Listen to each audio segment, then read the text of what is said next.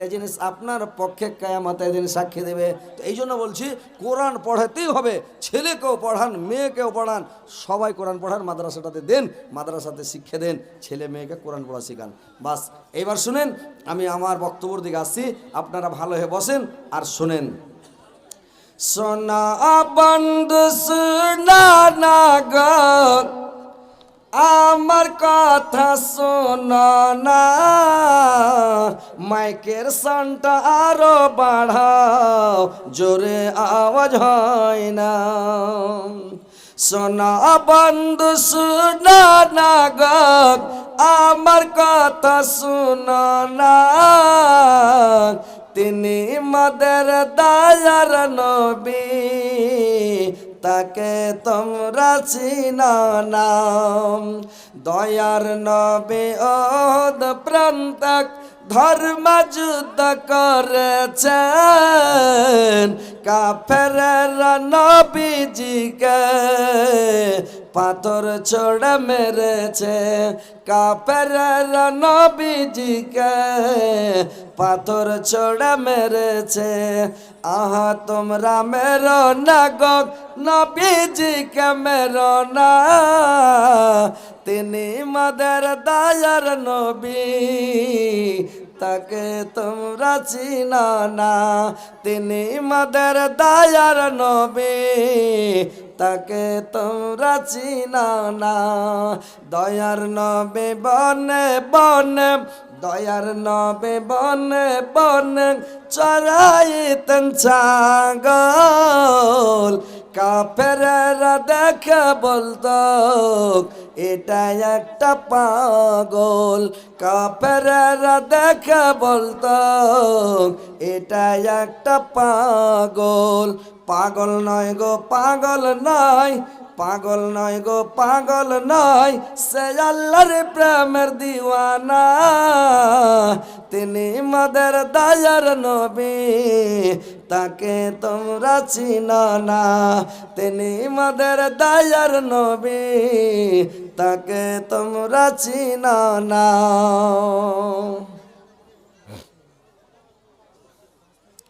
তো ভাই এবার বসেন, আমি আমার বক্তব্যের দিকে আসছি। ইনশাল্লাহ আপনাদেরকে আমি একটা ছোট্ট সূরা পড়েছি, কয়েকটা আয়াত, সেই আয়াতগুলোকে সামনে রেখে দু চারটি কথা বলবো, কথাগুলো শুনবেন মন দিয়ে, ধ্যান দিয়ে শুনবেন। আর যদি ধ্যান দিয়ে না শুনেন তাহলে শোনাই হবে, লাভ হবে না। তো কথা হচ্ছে ভাই যে আমরা মানব জাতি, আমরা মুসলমান, আপনারা বলেন তো আজ পর্যন্ত কোনো মানুষ আপনাদের নজরে 200-300 বছরকার মানুষ বেঁচে আছে দেখাতে পারবেন? দেখাতে পারবেন ভাই? একটু কথা বলেন, হ্যাঁ হো করবেন। যারা সামনে আছেন একটু মুড়ি ঝুঁকাবেন, হ্যাঁ হো করবেন, ওয়াজ করতে ভালো লাগবে। আর যদি হ্যাঁ হো না করেন, ওই সুষ্টি বা মূর্তির মতন রেখে দিলেন, একেবারে দেখা হয় না, যাই বলছে দেখা আছেন, এরকম করে কাজ হবে না। একটু মুড়ি টুড়ি ঝুঁকাবেন, তাহলে ভালো লাগবে। আপনারা বলেন তো যে পৃথিবীতে 300-400 বছরকার লোক বেঁচে আছে, এরকম লোক দেখেছেন? দেখেছেন? তাহলে দেখেননি, কেউ ভাই বাঁচবে না, আর পৃথিবীতে কেউ বাঁচতেও আসেনি, সবাইকে মরতে হবে। কোনো মানুষ বাঁচবে না বেঁচেছে না বেঁচে ছিল? কেউ বাঁচেনি আর বাঁচবেও না, সবাইকে মরতেই হবে। আর মরতেই যখন হবে, প্রত্যেক মানুষকে কবরে যেতেই হবে, কবর ছাড়া কোনো উপায় নেই। কবর ছাড়া উপায় আছে? জেঠে রাখবে। যদি নদীতে ডুবে যায়, লাশ পেলে না মাছে খেয়ে নিলে, তাও ওটা ওর আলামে বারজাক একটা দুনিয়া, ওর বডি খেয়ে লোক, কিন্তু ও তো কবরে আছে মনে করেন, আলামে বারজাকে আছে। ও আগুনে পুড়া বডি শেষ হয়ে গেছে, ওকে মাটি দিতে পায়নি, কিন্তু তবুও আলামে বারজাকে আছে। ও যে করি হোক, যে অবস্থাতে হোক, ওকে মরতেই হবে, আলামে বারজাকে কবরে যেতে হবে। তারপরে আর কি করতে হবে? হাসরের মাঠে উঠতেই হবে।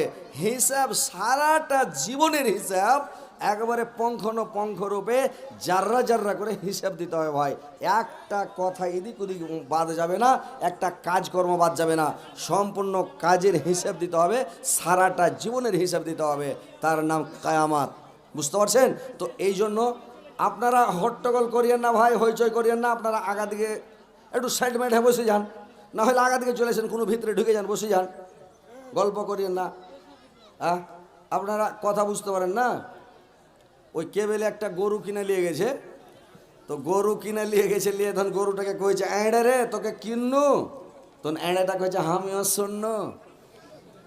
তো কইছে খাওয়া দাওয়া করে ভালো করে হালে বহিস, তখন এঁড়েটা কইছে আমার এটাকে কহিস।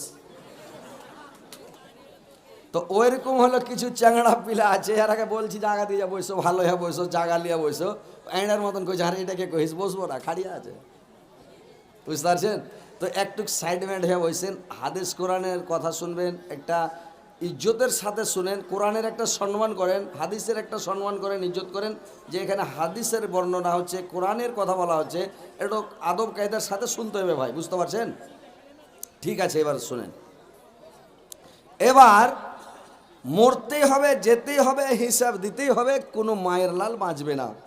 তো কথা হচ্ছে যে আজকে আপনি কোনো বিপদে পড়েন, আপনাকে বাঁচাবার জন্য লোক আছে,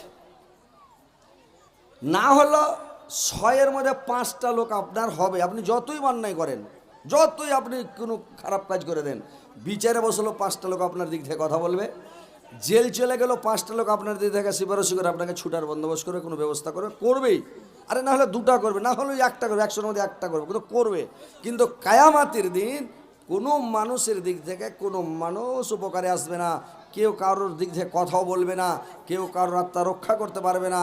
সেদিন সব নিজে নিজে খালি নাফসে আল্লাহ আমার কী হবে, আল্লাহ আমার কী হবে, এরকম করবে, এমন একটা দিন।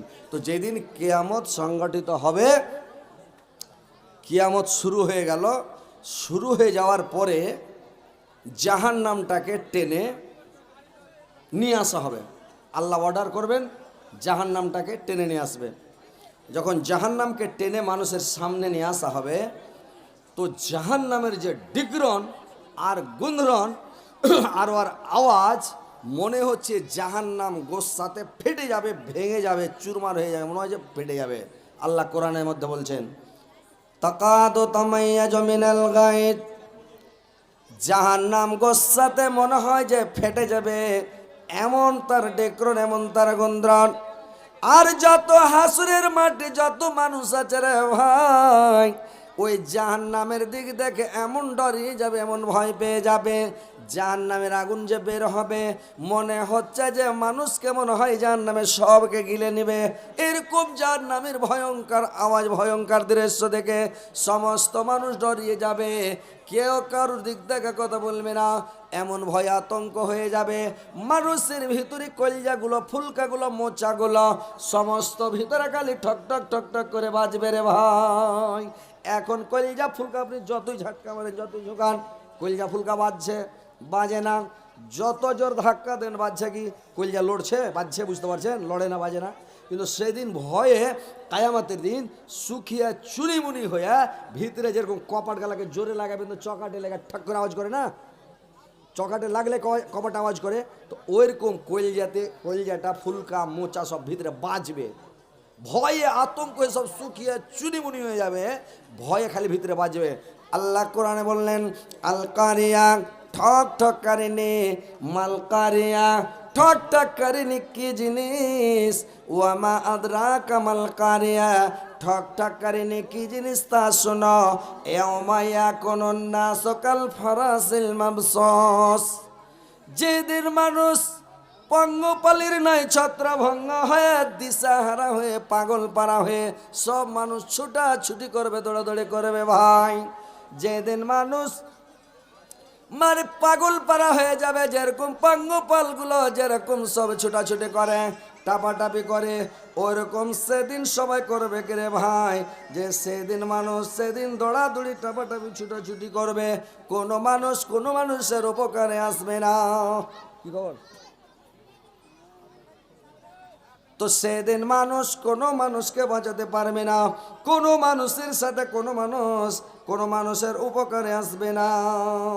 তো ভাইরে আমার, এত ভয়াবহ ফারাস শব্দের অর্থ রেখেছে তাফসিরে, যে ফারাস শব্দের অর্থ অনেকটি আছে। কিয়ামতের দিন যখন মানুষ করবে কে, কিছু মানুষ চিল্লাতে লাগবে, কিছু মানুষ চিল্লাবে, ওর চিল্লালে কিছু মানুষ বিরক্ত হয়ে যাবে। আবার কিছু মানুষ আছে যে কিছু মানুষ করবে কি দৌড়াতে লাগবে, কিছু মানুষ দৌড়াবে, কিছু মানুষ বলবে কি হয়েছে কেন দৌড়াচ্ছ, কোনো মানুষ পড়ে যাবে ওকে সব কুচলে চলে যাবে। ওই হাজিরা যদি কাবাতে ওই যখন তফ করে তো কোনো বুড়া হাজি যদি পড়ে যায় ওকে কেউ তুলবে না, ওকে খোঁচা চলে যাবে, সব খোঁজবে করতে কত যে লোক মরছে, হাজি মরছে, বুঝতে পারলেন, উঠাবে না। কোটি কোটি হাজি, কে কাকা উঠাবে, কে কার খবর, যত ঘুরতে পারে যত তফ করতে পারে ঘুরছেও পড়ে আছে। তো কিয়ামতের মাঠে যে পড়ে যাবে তো পড়েই আছে, উঠার ক্ষমতা নেই, সব কুচলে চলে যাচ্ছে ওকে। তো এরকম মানুষ দিশাহারা হয়ে যাবে, পঙ্গপালের নয় ছত্রভঙ্গ হয়ে যাবে ভাই। এমন সাংঘাতিক একটা দিন কিয়ামতের দিন। তো সেই দিনটাকে বলে একটু ভয় করেন। তারপরে বললেন ওয়াতাকুনুল জিবালু কাল ইহনিল মানফাস, যেদিন পাহাড়গুলি রঙিন পশমের নয়, তুলা ধ্বনিত হয়ে উড়ে উড়ে বেড়াবে রে ভাই। রঙিন পশমের মতো তুলার মতন পাহাড়গুলো উড়ে উড়ে উড়ে উড়ে বেড়াবে। সেদিন এমন একটা সাংঘাতিক দিন, ফাআম্মা মান শাকুলাত মাওয়াজিনুহু ফাহুয়া ফি ঈশাতির রাজিয়া, আর যার নেকির পাল্লা ভারী হবে তার স্থান হবে, তার জায়গা হবে জান্নাতে, তার বাসস্থান হবে জান্নাতে। ও আম্মা মান খাফফাত মাওয়াজিনুহু ফাউম্মুহু হাবিয়া, আর যার নেকির পাল্লা হালকা হয়ে যাবে আর হাম্মা হবে হাবিয়া। ও আমা আদরাকা মা হিয়া, হাবিয়া কি জিনিস তা শোনো, নারুন হামিয়া, সেটা হচ্ছে আল্লাহর বিরাট জ্বালান্ত আগুন।